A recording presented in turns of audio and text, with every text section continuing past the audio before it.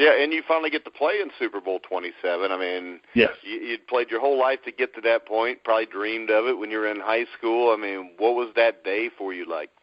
Well, honestly, I didn't dream of it when I was high school because I was dreaming about girls at that time. Well, it's supposed to be girls and the Super Bowl. But if you get to the Super Bowl, you get all the girls you want, Jim. Huh? If you get to the Super Bowl, you get all the girls you want. By that time I was married, so no. but no. The thing is that when you get there and you realize it, and that's why I like outdoor venues for the Super Bowl, because when those F-16s fly across, it makes you realize you're the only game on that day. You are the only game in town. Everybody that enjoys football is going to be watching you. And it's almost surreal. It was surreal when Michael Jackson was running through our locker room, and that's before the hair got on fire and stuff. So, but it was surreal being there and being in that atmosphere. But it was interesting because when we prepared ourselves, we had never. Obviously, the only one who had been there was Charles Haley. But we played harder. Probably we practiced harder that week than we practiced the first week of the season. It was pretty interesting. Well, now you never missed a game during the 12 years you played with the Cowboys. That does not happen by accident. How was it more just being prepared, the way that you were conditioned? What led to that sort of record for you? It's genetics. My parents are in their 80s and they're in good health. So I think it was genetics. I don't think it's anything. I did work. I trained extremely hard. I get up early in the morning. I do the Herschel Walker training when he was there, and I always have trained hard to prepare myself for the season. And I didn't have any. The worst injury I had is I broke my hand. Arn Hayward stepped on my hand and broke it, but I played with just a cast on. So I was blessed, and I always trained as hard as I could in the off season to prepare myself for the season. Actually, I didn't miss a game until my last year of playing when I had a scope on my knee. All right, so you get close to retirement. What made you decide to go into coaching? I know you became an assistant with the Cowboys for a number of years, and now you coach college football. Well, they called me and asked me would I be interested in coaching.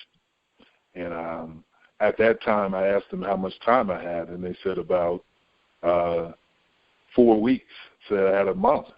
And I said, okay, let me think about this because I want to talk to my family and everything.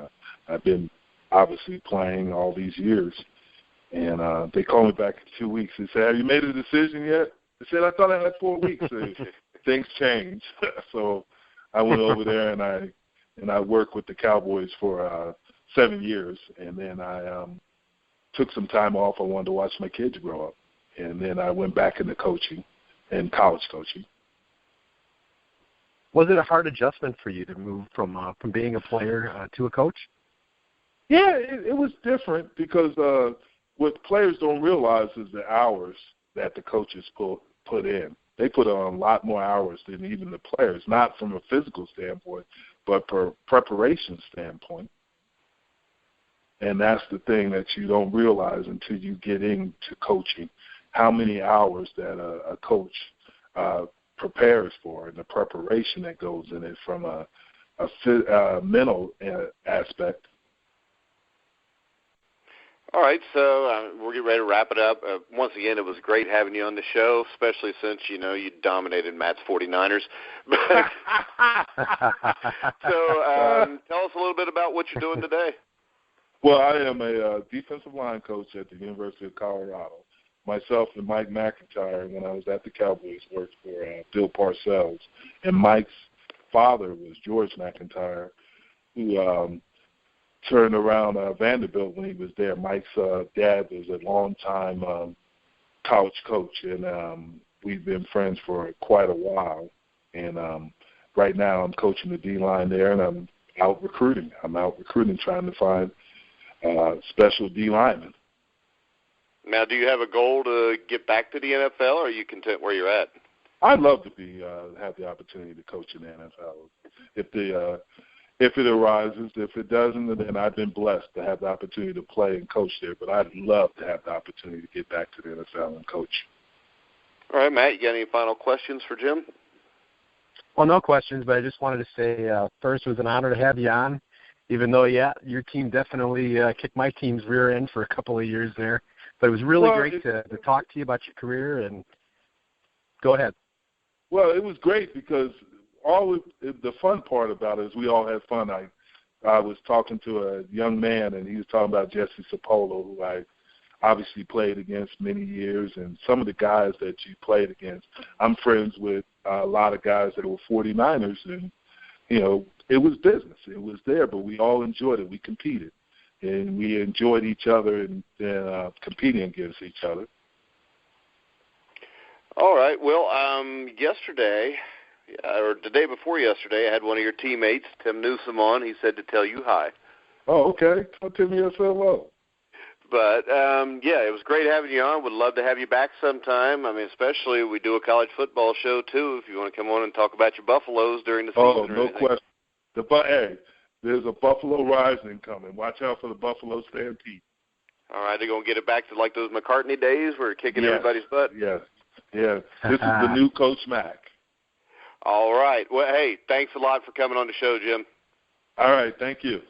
All right. We'll talk to you later. All right. Take it easy.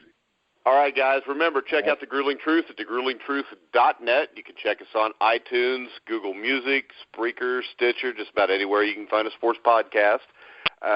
Make sure you check out Gridiron Mo, our main sponsor, at www.gridironmo.com.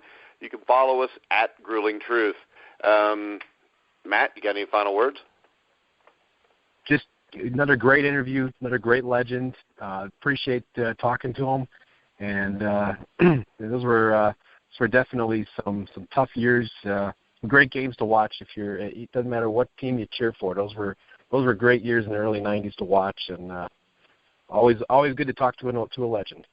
Yeah, and I think people forget just exactly how good he was. Right. Look at his numbers. Anybody gets over 100 sacks in their career. Yep. But all right, guys, so make sure you check us out tonight on the Sports World Show with me and Aaron Zepnik. And coming next week or the week after, not sure, got to confirm it yet, will be former Cincinnati Bengal Pro Bowl quarterback Kenny Anderson.